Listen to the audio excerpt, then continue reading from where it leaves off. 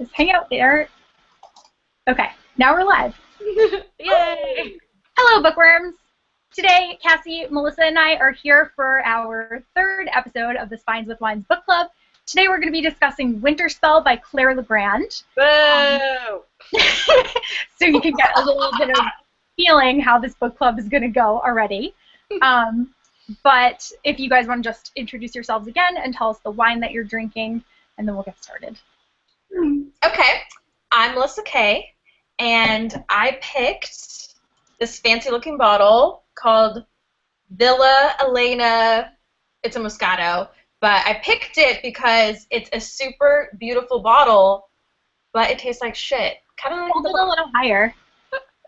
I can see it. now. Oh, that is pretty. Yeah, so it's a super pretty bottle, but it tastes horrible. You know, I feel like it's perfectly reminiscent of what the book is. Pretty cover, you know. Yucky interior. I'm Cassie. I got this Angry Orchard makes wine now, which is awesome. So I got this frozen apple wine called Iceman. And I bought it because I went to the store looking for a theme wine, but then I was like, this book is not worthy of me looking for a wine for it. So this happened to be in our fridge. Ice, Winterspell, I don't know. It's good though.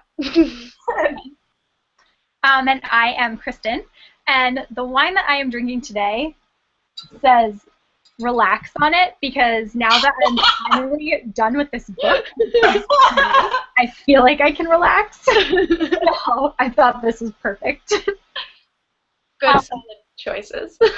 Before we start, I thought it would be fun if we all just raised our glasses and did a little toast to Tolkien because it's actually his birthday today. Oh, pour one out for him. Not actually spilling this on the floor, but you know. Okay. So do either of you guys want to give a little synopsis of the book, or do you want me to do it? You can do it. How would you even? It's a nutcracker. Basically, this book, Winterspell by Claire Legrand, is a YA retelling of The Nutcracker. It's a standalone, and the cover is beautiful. It looks very promising, but it's not. So anyway, we're going to just go ahead and get started with our discussion questions because I feel like we'll all have drunk our entire bottle of wine by the time we finish. All right, so before reading Winterspell, were you familiar with the Nutcracker story? Yes, I danced in it. So. Oh, really? Yes, like a couple times. So I know it really, really well. So I was excited because I knew it so well, and we'll soon talk about how let down I was. But yes, very familiar with the Nutcracker, and I saw it the other day with my best friend here in Texas. We just saw another ballet, so it's very like fresh in my mind. Like I read the book, I started the book probably a week after we saw the Nutcracker, so it's super fresh. I think I also danced to the Nutcracker, but not ballet. It was like a jazz thing, and I was a soldier. But I remember absolutely nothing about it. So I had zero knowledge of the Nutcracker. I did Wikipedia it after, and I was so confused. Nice. I was a snow queen. I cannot dance at all, so I never would have been in an actual show of it. But I watched the 1986 version of the Nutcracker, which was done by Maurice Sendak about like a few weeks ago because the author had said that that is like one of the closest interpretations that has ever been released like as a movie of the Nutcracker, and she said that she took a lot of inspiration from that, so I thought that would be a good thing to just re-familiarize myself with the story because I remember reading it and seeing it when I was younger, but I didn't really remember too much about it. Yeah.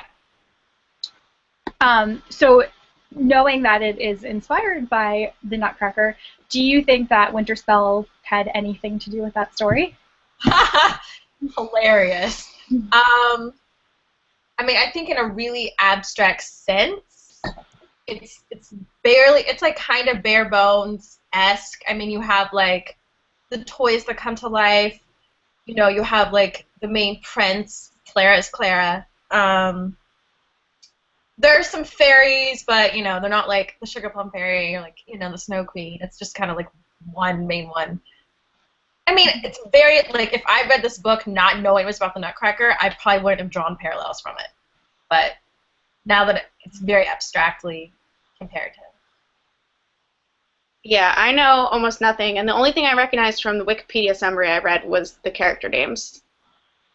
Mm-hmm. And there's a sequel to this book, like an epilogue that I skimmed through, and that ends the same way, kind of, with them, spoilers, getting married. Clara and the statue that comes to life, who she wants to bone.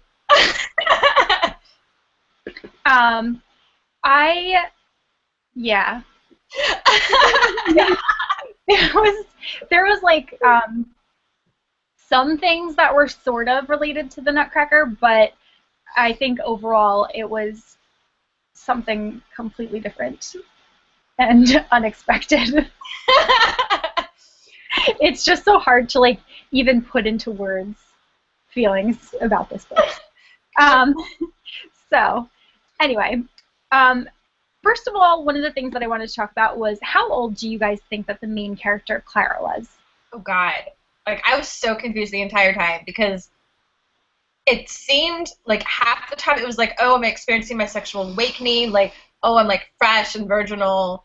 So you would think like, you know, typical YA, like 16, 17. But judging from like some of the, I don't know, like the language in the book, I would have been like 23. Mm-hmm.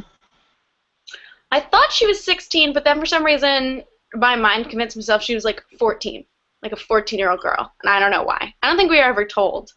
No, I mean, I might have zoned out, because I zoned out a lot, like reading this, while I was internally screaming, but I don't know. I'm going to say 14. I felt like it was never explicitly said, and I initially got the impression that she was pretty young, but then reading the rest of the material, I was like, it would be really inappropriate if she was like 15.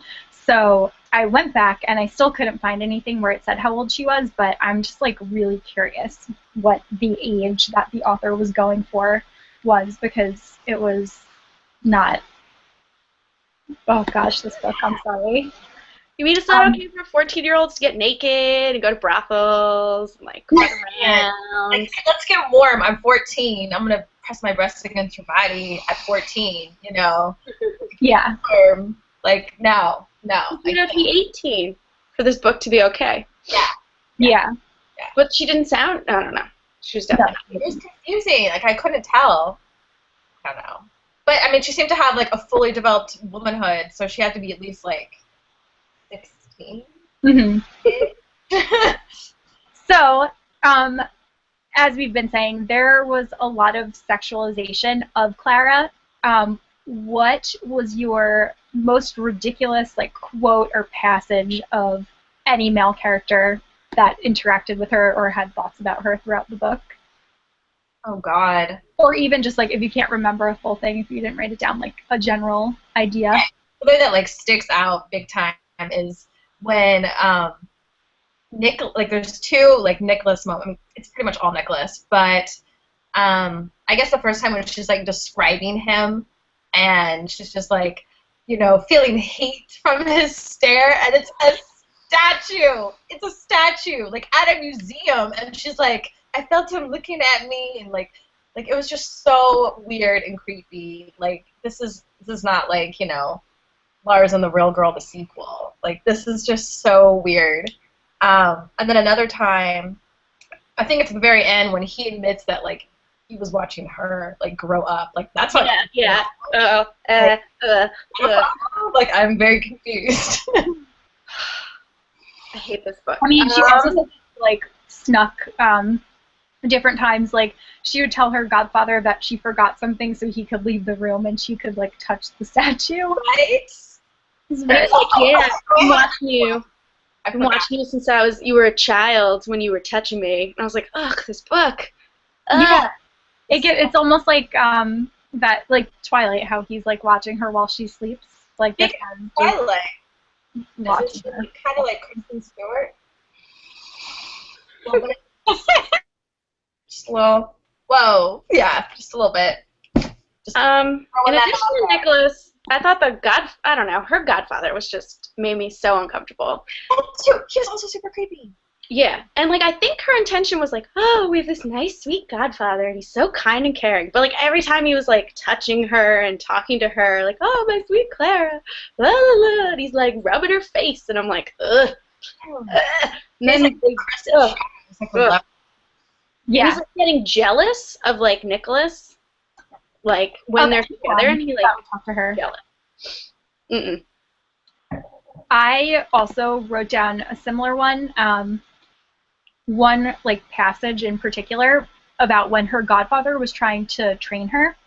It said, at the beginning of her training, Godfather had taught Clara how to turn feline when the situation necessitated it, how to slink and prowl, how to press oneself to a wall's contours and slide along it like a sigh, like you would to a lover, Godfather had instructed. Exactly. The book was like 20s and up. Yeah, like that just, I was like, that is really gross. That's creepy. I felt like that was just inappropriate. Like, why would he train her as, like, a... How would you know? It's... No. He's like the creepy uncle. Okay. So one of the things that I struggled with most in the book was all of the male characters. There wasn't really any single one of them that was an actual good guy.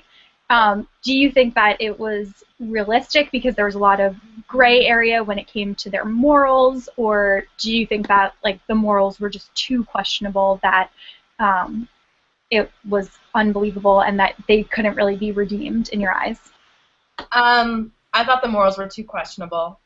I think that, I mean, there's shades of gray, and then there's, I want to use you and force myself upon you. I mean, like, all the men totally sucked, and they're creepy. They're all just creepy, you know? And, like, the world is not full of just creepy men. Like, there are nice dudes out there somewhere. I don't know. I haven't found one yet. But supposedly there are, and I think that the book does a bad job of showing that. Mm-hmm. Was there anyone good in this book, like, except Clara? Like, and her sister? And, like, the little girl, Bo? Was there anyone? Like, even, like, the women folk were, like, insane and crazy, and I was just like, oh. Yeah. The doctor is a pedophile and tortures women, and... I mean, obviously they weren't trying to paint him as a good character, but I felt like by the end of the book they were trying to say, like, that Nicholas and Godfather are like two good characters that have just made some mistakes. That I felt like they made too many mistakes for them to be good guys. I agree. Way too many mistakes. Yeah. Like, remember that time we tortured an entire species? Like, what? Yeah. I'm gonna marry you. I love you. You're great. And he like basically lied and like wanted to force himself upon her in like a creepy ritual, like before she actually agreed to it. She's like, I forgive you, like immediately, and she like freely hears that he wants to use her for her power, like enslave her as like, you know. No. Yeah. So in addition to the portion of the book that takes place in Kane, there's also like a really good chunk of it in the beginning, at least, that takes place in Concordia in New York, which is like a corrupt government. Do you feel like that added to the story at all, or do you think that the author should have focused more on the fantasy world of Kane? I don't really think it added to the story. I didn't really care about it. I mean, in the end, when she like went back and like did shit, like I guess that was cool, but like, I don't know, it was hard to care about the story as a whole. So like, you know, by example, like I don't know, I didn't really feel like it made that much of a difference. I think it just added more creepy characters, like Victor. Yeah, I don't know. God, I have so many horrible feelings about this book. I like the way Concordia sounded. I think that's a fun name. So, plus in that column. But it was like, oh, this mob subplot is just bizarre and has nothing to do with the story. And it's just like, hey, we need a reason for her to go back. Yeah. This ridiculous. Like, they could have had something way simpler to bring her back. Mm-hmm. I felt like she was trying to use that as, like, Clara went to Kane and found her, like she was able to find her strength there so that she could change Concordia when she got back. But I just felt like they spent way too much time there in the beginning. Like, I get that it's a bad place, I get that the government is corrupt, but she didn't need to spend an entire book of it there. Like, it just didn't do anything. It was like 100 pages. Yeah. It just seemed to drag. You know, it just made me matter. Like, wow, our situation sucks. And she is, like, she's a pussy. She's letting all this crap happen, and she's just sitting there, like, crying and sniveling, like, even I'm like, I'm running away. Bye.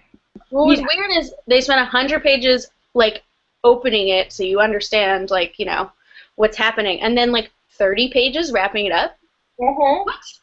Like, the end was, like, so, like, here, we're going, okay, done. It's like, whoa, we wasted at that point, I was thankful. I was like, great. Like, it's almost over. I'll be free soon.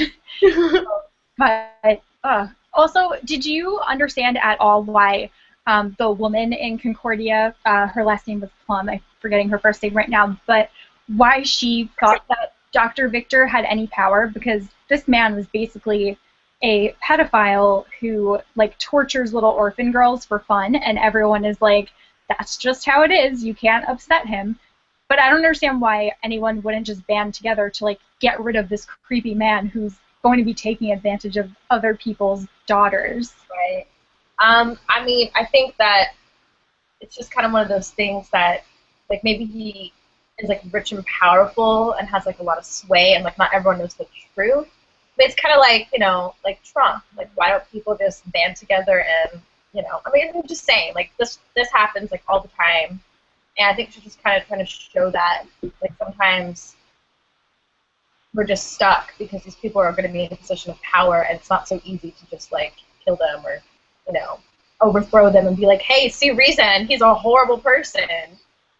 I just didn't understand how he had power. Like, I get that he was a doctor, but what gave him power? He seemed like he really had no political influence. He just, like... Just kill him and hire another doctor. Right. Yeah, exactly. But maybe he came from, like, a family. Like, they didn't really explain that. Like, that's kind of, like, what I got. Like, he came from, like, a powerful family. He has a lot of say with, like, maybe the criminals. Like, if he were to die, like, would he, like, unleash, like, part of his gang or something? Or, you know, like, would it make the streets unsafe? Mm-hmm. I don't know. I kind of got that vibe. And that was just, like, assuming. Otherwise, there's really no explanation. We already, like, talked about this a little bit, but one of the questions that I had written down was, did you think that it was weird that Clara had feelings for the statue before it came to life? Yes. I think it was creepy. I mean, it's just, it's a statue, you know? I don't go to, like, a Metropolitan Museum of Art and, like, I'm like, oh, hey, I, like, am really attracted to the statue, and I tell it all my secrets, and I'm, like, really into it. No, it's just not appropriate. Especially for, like, a young adult novel. Like, she mentions having feelings and, like, hate for the statue on, like, page 8. And I'm just like, what am I reading? This is so weird. Yeah, that was, like, the beginning was very info-dumpy and dragging, and then all of a sudden, she's like, let me tell you about this time I learned to sneak around, and then I spent a really long time rubbing myself on the statue while my godfather watched. It was awesome. And then he was like, what are you doing? I was like, what is happening? What is this book? Yeah. It was all downhill from there. I copied down a little section from that just because it's, like, so ridiculous that I feel like people need to read the actual words. So one of the passages said, it had always fascinated her, even at a young age. She had made a strange secret game of talking to it and imagining how it would answer her. But in the months following that night, when she had leaned against the curves of its body, how to melt into the shadows, her fascination had evolved into something more, something she couldn't describe, something she often thought, alone in her bedroom, like need. She'd begun sending Godfather into the back room on pointless errands to fetch her something or other for a project she was fiddling with, so that she could spend a private moment with the fearsome-looking thing. Also, like, she wants to be privately alone with something that scares her, that's, like, scary-looking. Mm-hmm. No. It's just so absurd. Like, the whole thing was just so absurd. No sense at all. So to change the subject a little bit, do you think that Claire Legrand did a good job of world building inside of Kane, like completely forgetting the horrible other stuff that goes on?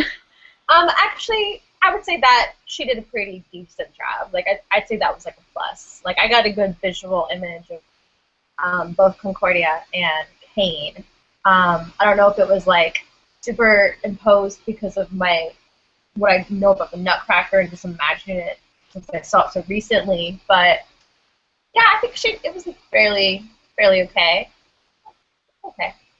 I had a little bit of problem with the weird mixing of like fantasy and sci-fi. So it's like, oh, it's magical, it's a magical land and blah blah blah, but also there's robots and we're watching everything on closed circuit television, but you can create magical doors with your hands. Like that was very strange to me. That and the sugar. I didn't understand the point of like everyone's addicted to this sugar drug that they like shoot up like heroin. Yeah. Even Clara does it. I'm like, what? I know. I get that, like, the Queen obviously used it to control people within the kingdom. But like you said, I feel like it was almost an afterthought. Like, it just really didn't add anything. There was already enough going on that they didn't need this extra thing. Like, I think the only significant part of it was when she threatened those two humans and threatened to take it away from them and then basically injected them with it until they were turning blue and dying in front of Clara's eyes, because that showed her, like, okay, the Queen is a bad person, but there were other ways that it could have been done. Because besides that one scene, I actually really liked the Queen. Like, she is the best character to me in this book. By far. Yeah, it was sad when Clara ran away. I was like, no, that was the only good part of this whole book. Yes. Go back, start your own kingdom. It's going to be great. Yeah. Yeah. Let's see. Okay. How do you feel about Clara as a character? She sucks. I mean, I thought she was always kind of like weak and like annoying in the beginning, and then she's just like, I don't know, I just didn't like her. I never liked her. Mm-hmm. I didn't know. I just feel like she sucked. She was lame and she was boring, and I felt no like attachment to her as a character. I really had zero opinion about every character in this book except the Queen. Like, no one didn't care about any of them, didn't care what happened to them, didn't care what they're doing. So maybe if Clara had been a little, I don't know, less lackluster, I guess. Like, she was supposed to be this powerful person and she's going to save everyone. But then she's like, I love this statue. I really like that he came to life and he has a super sexy body. Mm-hmm. I can forgive him for everything, so that I did not like that. I didn't have much of an opinion about her while I was reading it. I didn't really feel one way or another very strongly, but then after I finished and I kind of reflected a little bit more, then I thought about how she like really got on my nerves, because she's just like a very contradictory character. Like, in the beginning, like, she's very well trained. She spent years training to do things like with her godfather, but then when she's confronted with anything, she's extremely unsure of herself and she's just scared of everything, and she has like this statue telling her that she's too scared. And she also she blames herself and her outfits for the way that Dr. Vic Oh my god, I hated that so much. about her. Yeah. And she also just doesn't listen. Like, Godfather told her not to touch the statue, and then like the first thing that they do is take their clothes off together, and she just touches him like a billion times. And she forgives him really easily for trying to use her. And she once they're in Kane and she realizes that time passes a little bit slower there, she kind of puts finding her father on the back burner, because she's like, okay, I have so much time to do whatever while I'm here and hang out with this statue. It's gonna be great. She also just made lots of decisions illogically. As soon as they got to Kane, there was a train, and she was like, my father is on that train. I just know that he is. But why would he be on that train? There was no reason to just know it. So she just bothered me with certain things. And I also think, like, she kind of, like, pledged herself to Nicholas and, like, grew up loving Nicholas, but then as soon as she comes into contact with the Queen, she bonds with her, like, immediately and starts sleeping in her bed and, like, making out with her and stuff, but then she ends up backstabbing her, so she just, like, flip-flops all the time, and I'm like, you drive me nuts, because I can't tell what your objective is or, like, what you actually want to accomplish here. Yeah. That's the thing. She had no definitive, like, standpoint, you know? She was just always wavering, and then she totally flaked in the face of adversity. I'm just like, who are you? Like, we're supposed to like you as, like, a protagonist? Like, you're a weak, annoyed, like, all talk, no walk character. Yeah, I just, like, sorry, I went on a little bit of a rant there about her, but the more that I think about her, the angrier I get. Yeah. Yeah. So this is not a good book. It's like, I almost did not want to finish it. Like, I wouldn't have if we didn't read it for this. Me too. And there are only 2 other books in my life that I have not finished, or I'm sorry, 3 other books, and this would have been the 4th book that would have been gone. Yeah. Which is weird because, like, Marissa Meyer, like, had that quote on the cover, and... I know! They must be friends or something. Oh, I was gonna say, I heard that Laini Taylor, like, promoted it, too. She just said it was your grandmother's Nutcracker tale, which it wasn't. Oh, the back one's longer. That's an accurate quote. The back of it says, "What a mesmerizing whirlwind of a story. I was simultaneously horrified and enchanted by the land of Cain with all its passion and mysteries, magic and mechanics. Claire Legrand's writing has the grace of a ballet, but this is definitely not your grandmother's Nutcracker tale." Okay, let me point out a couple of things about this passage. A, she said it was she was horrified, so she stuck that in there. She told the truth. There was mystery and magic and mechanics. That's not a lie. Secondly, I do have a compliment, and the only good thing about this book is that I like her writing style. Yeah, I'm Yeah. still curious about her other book, which is middle grade. I think it's called The Cavendish Home for Boys and Girls, and it's like an orphanage, and there's all these like weird things happening there, and I've heard good things about that. So I wouldn't necessarily not read that, but I would need time to get over this. I'm not gonna read it. Life's too short to read bad books. It's a good writer, though. Like, I liked... Yeah, she's a good writer. She drew a very nice picture, and her wordplay was really beautiful sometimes, but it was like the plot and the characters were the worst. She didn't know how to develop it. She didn't know how to write a character. Other things that I want to talk about is that the book is like very clearly overrun with lots of sexual themes and innuendos. And Clara is like constantly dealing with rapey old men. But do you feel like the like a retelling of the Nutcracker was the right place to tell this story? Absolutely not. It's a kid's tale, and that's how it should be. And like, even if you do make it like adult in nature, it's not sexual. Like, don't sexualize this kind of story. There are plenty other that you can do just fine, but like the way like falling in love with like a statue and stuff like that, like it's like borderline perverse. It's a holiday story, which was just like, you took this holiday story. Like, did you imagine people reading it around the holidays and being like, oh, my favorite holiday part was when they went to that brothel. It was great. I loved when he put like, stuff on her. It was awesome. Yay, Christmas. Like, there's horror Christmas, like Krampus, you know, then there's like this. That's not what I would know. Totally just, no. I feel like this was like a trick because you were expecting this like really fun fantasy YA book about the Nutcracker, and then you got this like really dark, which is not necessarily a bad thing, but just completely sexual story that's like, what does this have to do with anything? And it wasn't even good sex. Like, I was not like, ooh, excited at all. I was just like rolling my eyes and like, is this gonna be over yet? Because I want to die. Because They didn't have sex though, right? No, but I mean, you know, like. Okay. I didn't know if I zoned out and missed something. There was no real tension. I felt none. I felt no chemistry. Yeah. The only they're kissing, you're like, and what? Okay, are we done yet? Come on, let's go. I just didn't like any of them together at all. Like, the Queen was cool, but like, even her like making out with her, I just felt no excitement. I was just like, okay, cool, they're making out. Yeah, it was just too much. I think like what she was going for was, or you know what? Okay, now I'm like having a thought. Maybe this was like her way of just showing that.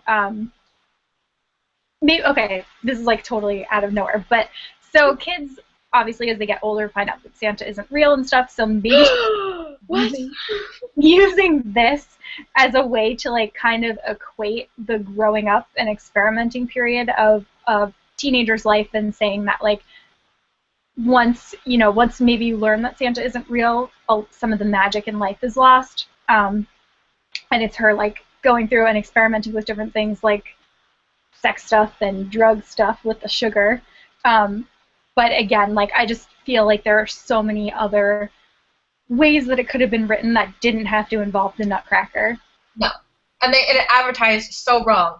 A book that looks like this, called Winterspell, should not have half of those themes. Like, this is so misleading. Like, you go in expecting this, like, beautiful fantasy tale, you know, based on the Nutcracker, which is, like, one of the most magical, oldest tales of all time, and you get, like, basically rape and, like, it's just disgusting. And, like, it was just not even, there was no redemption in any of it, you know? Like, she just forgave everyone that, like, forced herself upon her.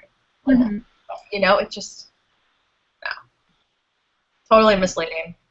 Besides being happy that it was over, did you enjoy the ending at all? No.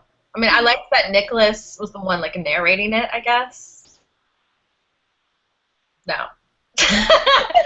Well, I kind of liked those parts better when it was like before we knew who was telling the story. I liked those like italicized parts better than the actual story. But when she was like, "Okay, bye forever, family. I'm going to live with my statue who came to life. Goodbye. I love you. I'll never see you again."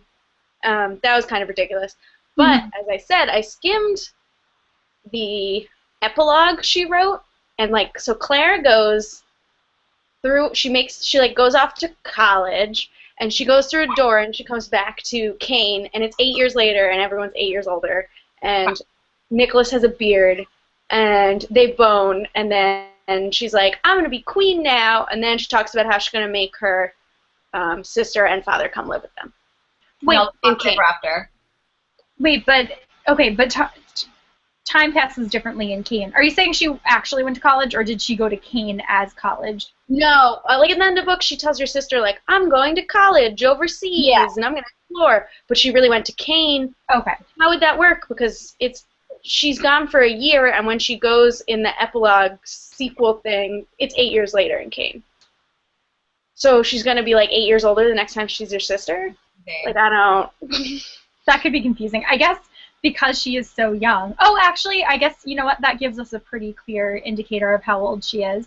So she's obviously under 17 if she's just going to college at the end of the book after everything's happened. Yeah, she's like going to go on or I don't remember. Maybe I made up this college thing, but she was definitely like going to explore overseas. Yeah, no, I absolutely remember her saying that she was going to college now that you said that, but I think by that point I was just so disconnected from the story that I wasn't.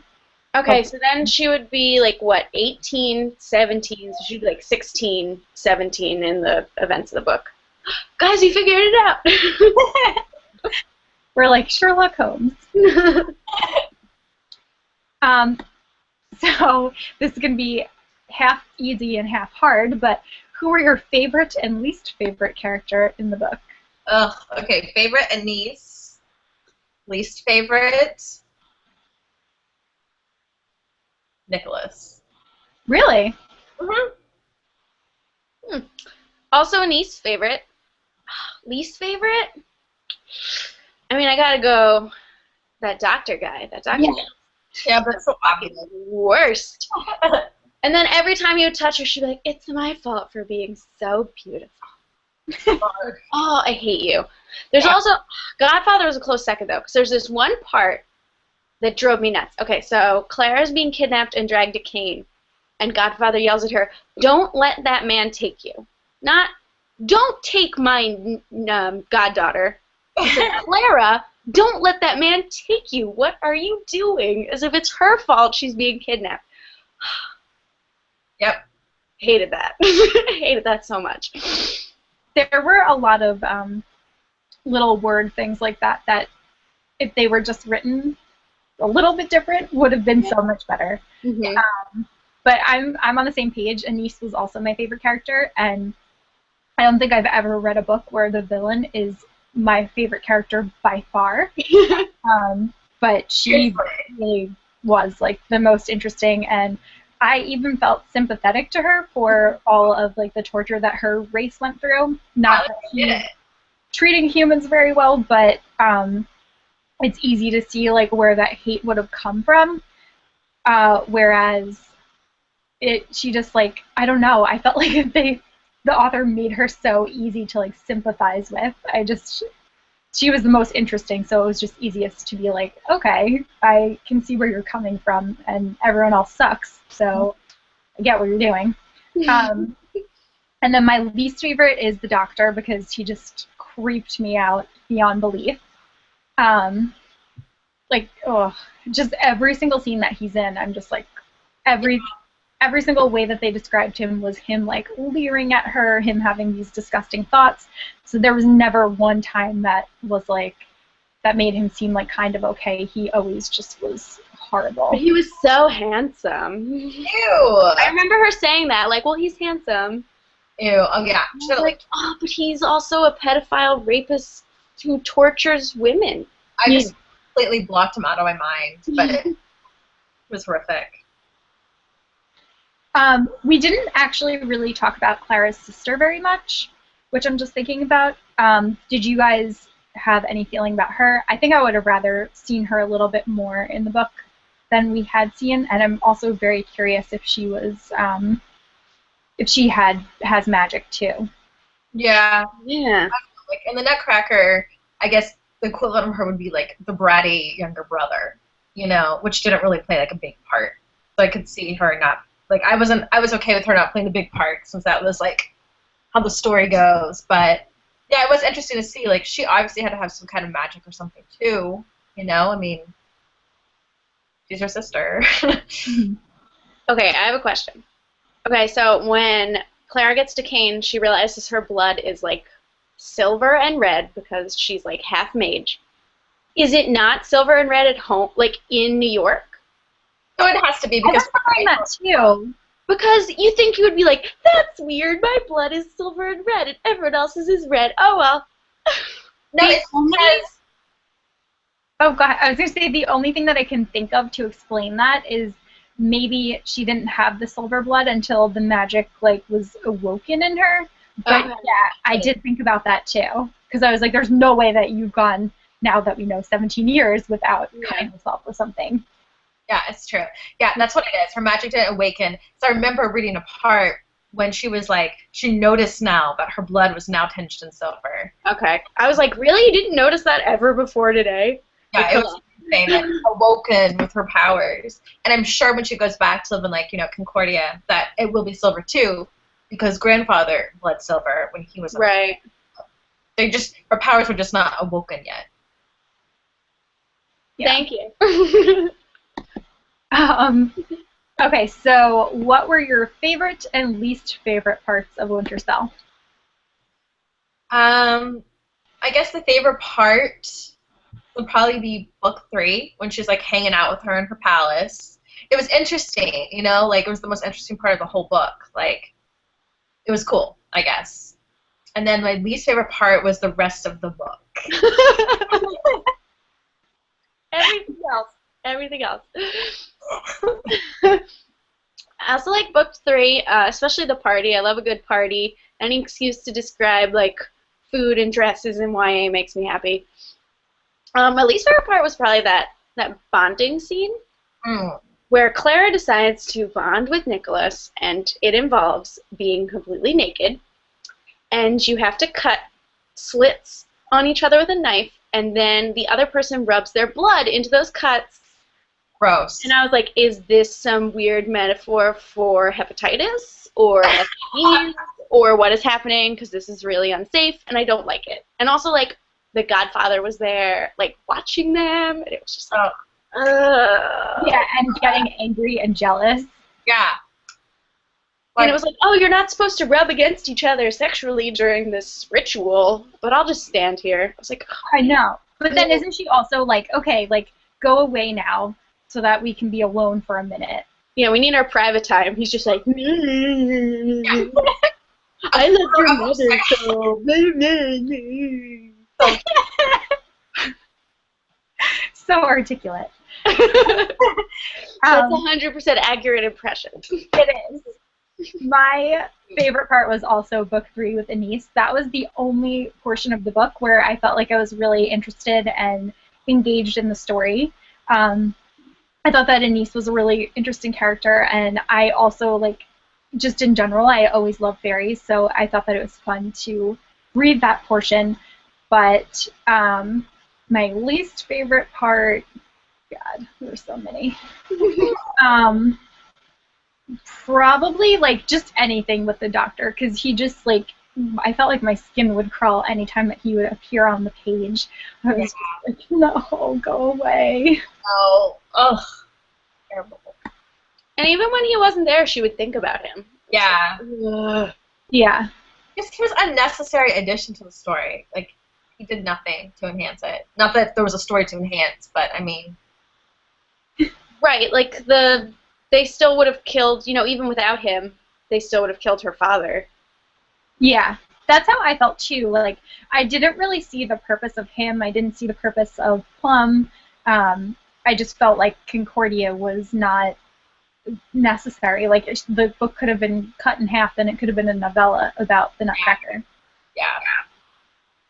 Do you have anything else that you want to talk about before we wrap up? Let me check my notes. I'm still really disappointed that it was barely reminiscent of a Nutcracker story. Mm-hmm. You know, like wasn't even set during, yeah, it was set during Christmas, that's right. But, like, I didn't feel like... Or, like, more, yeah, New Year's and Christmas. Yeah. I didn't really feel like there was, like, a big, focus on, like, the holiday, which is what the whole story is about, pretty much. Me too. Like, I I honestly, thought it was Christmas. I just felt tricked. I was promised this, like, beautiful retelling of the Nutcracker, and I hate it. And this is the worst holiday read ever. Yeah. So misled. Like, I just want to burn it. Like, I don't even want to do people the favor of, like, reselling it and having them read it by any chance. Like. I'm sorry, this just came to me.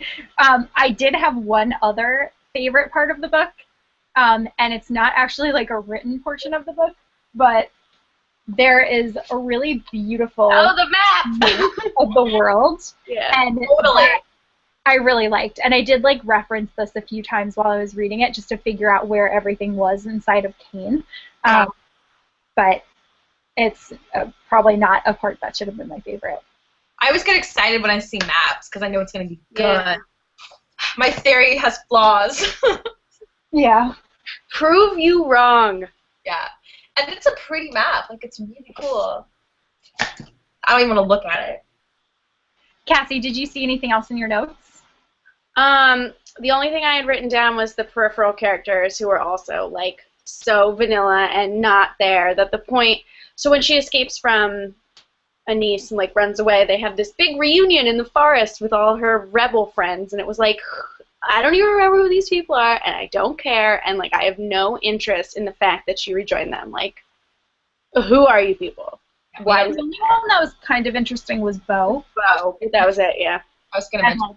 I feel like the author kind of went out of her way to try to make her seem more interesting by giving her, like, blue hair. Because she was, like, fine, but she wasn't that memorable. But then they, like, point out again, like, oh yeah, that girl with the blue hair. Also, they describe her as being, like, 11, and she comes across as, like, 23. Like, she's coming out of a brothel.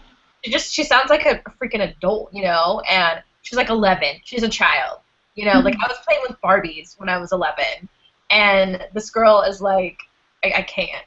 It's just, no. way too. You obviously weren't raised in a crazy world where everyone's addicted to sugar drugs. Not in a brothel either. So. WAP and living in a brothel and watching fairies make you make out. Oh, you know what? Also, so in the forest area where the mages secluded themselves, and it was like the only area of Cain that Nis was not able to enter. Do you honestly believe that the mages had no idea what was happening in the rest of Cain? Like that no one ventured out ever to just see what was going on, and they just had all of these endless resources where they could live there without having a clue?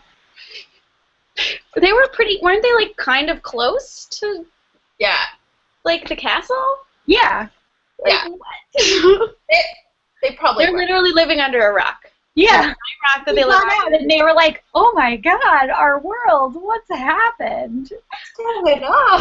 Yeah, it's weird. I haven't read the newspaper in ages. I should really keep up with that to see what's happening. No, I haven't watched it in 75 years. Their Wi-Fi doesn't. It was just weird to me. Anyway, so after having this discussion, how many stars did you guys give Winterspell on Goodreads, and would you change it after everyone pointed out their gripes? 1. Really? You gave it 1? Yeah. Wow. I gave it 2 because I liked the Anise part, so I think a 2 it was okay. I didn't love it. I didn't like it. It wasn't the worst ever. It was okay. It's the worst ever. Because you're not able to do half stars on Goodreads, I rounded up and gave it a 3, but in my heart, it is a 2.5. Yeah. Because I did, like Cassie said, I enjoyed the part with Anise, and I did feel that her writing was very beautiful, but I didn't like the story or anything, so that's why it gets such a low rating, despite like her talent. And she obviously put a lot of effort into it. It was very misguided. So that is where I fall. Would you recommend this book to anyone? Yes. To my worst enemies. I was wondering where you were going. I didn't feel like that's where that was going. I was like, just gonna say our enemies. I don't have any mortal enemies, so I would not recommend this book to anyone. No one. I think that it would be mean to do that. And there's actually been a bunch of people who have commented on Goodreads and on Twitter in general as I've been reading it, who have said, like, oh, I'm curious to know what you thought about it because I had to DNF it. And I'm like, I wish that I was you and I could do that. Yeah. I was surprised because when I went on Goodreads, I saw some favorable reviews. And I was shocked. I'm like, did we read the same book? Like, some people actually liked it, and I'm honestly still shocked. Well, see, because I was so far ahead of you guys, I was like, oh man, what if I just hate it? It's not bad. And then you guys were like, this is the worst book. I was like, oh good, we're on the same page. Yeah. I read the bulk of it in one day, but how? I don't know. It took me a long time, and I kept doing things in between because I was like, I want to read, but I don't want to read this. But I was like, I'm not allowed to read anything else until I'm done with this. So I was like, I just have to power through. But it was really painful. So awful. Ugh. I saw a lot of really funny bad reviews for it. But I was surprised because there are at least 2 people whose opinions I do usually trust when it comes to books, and both of them gave it favorable reviews. So I don't know what they saw in it that I just did not. Yeah, I know one of those people. Yeah, I'd be curious to see. Yeah. If we missed something. I don't think we did. Maybe these people are not familiar with the Nutcracker. I didn't know anything about the Nutcracker. I just don't know. I know. I feel like even if you aren't familiar with it, this would have been a great chance to become familiar with it, but it just... Yeah, this did not put any fire under me to be like, ooh, I can't wait to read the original Nutcracker, because I bet that's great. No.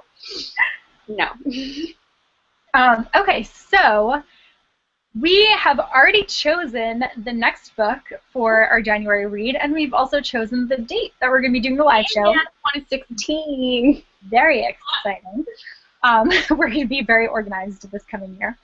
But we have decided to read Truth Witch by Susan Dennard. I have been wanting to How'd you get that already?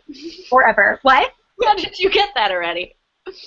I got an arc of it at BEA, and I just haven't gotten to read it yet, and I'm so sad that I haven't. And the whole time that I was reading Winterspell, I was like, I just want to read Truth Witch. It made me resent Winterspell even more. Why can't I be reading something good? Yeah. And actually, I got it at BEA, and I got it signed. Oh. And she left a quote from Homestar Runner in it, so that just shows you how awesome she is. Dog bad. I know. So, yes.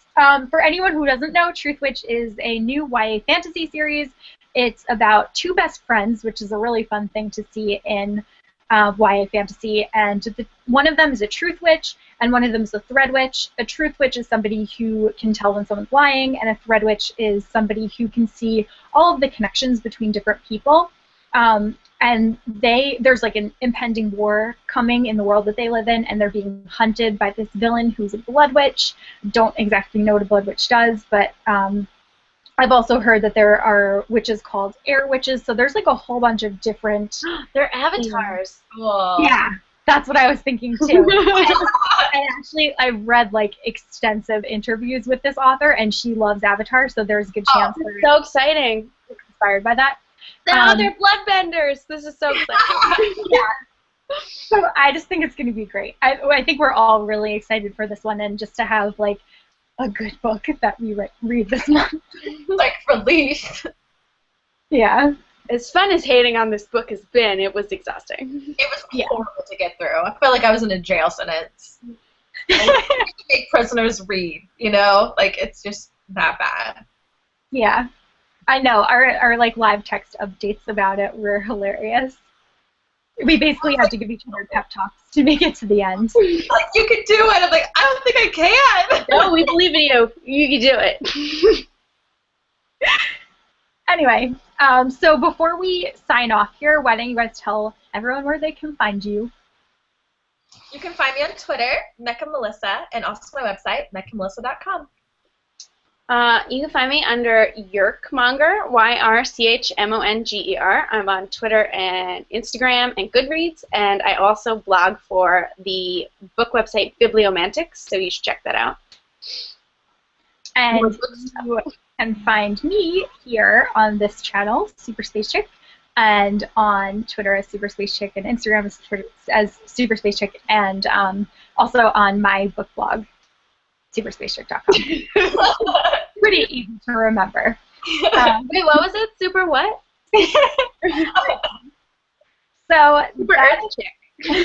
that's it for this edition of the Spines with Wines book club, and we look forward to seeing you guys next month for a book that we're all certain to enjoy. Bye. Bye.